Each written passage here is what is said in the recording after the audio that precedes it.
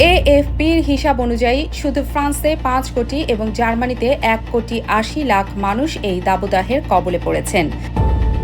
ইউরোপের মোট জনসংখ্যার প্রায় ২/৩ অর্থাৎ ৩৮ কোটিরও বেশি মানুষ বৃহস্পতিবার ৩০ ডিগ্রির বেশি তাপমাত্রার শিকার হয়েছেন। Belgium, Luxembourg, Netherlands, Poland, Hungary, চেক রিপাবলিক ও ক্রোয়েশিয়ায়ও এই তাপপ্রবাহের আওতায় রয়েছে। যুক্তরাজ্যে বৃহস্পতিবার সামারসেটের ইউভিলটনে তাপমাত্রা ৩৬.৪ ডিগ্রি সেলসিয়াসে পৌঁছে জুন মাসের সর্বকালীন রেকর্ড ভেঙেছে।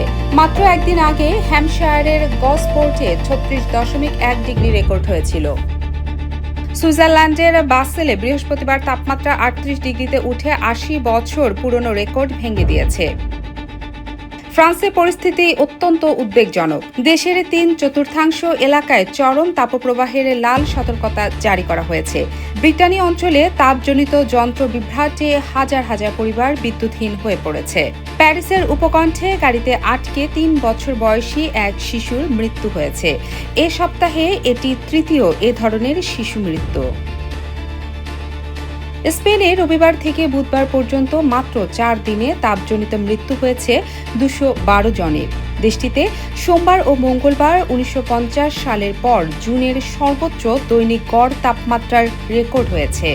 উত্তর স্পেনের ক্যান্টাব্রিয়া ও বাক্স অঞ্চলেও তাপমাত্রা ৪০ ডিগ্রি ছাড়িয়ে গেছে, যা সাধারণত ওই অঞ্চলে দেখা যায় না।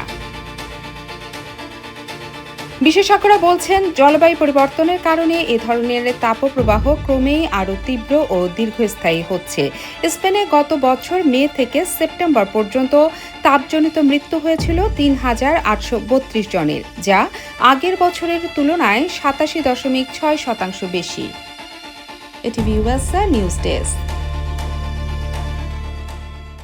এটিভি ইউএসএ, বিশ্বজুড়ে বাঙালিয়ানা।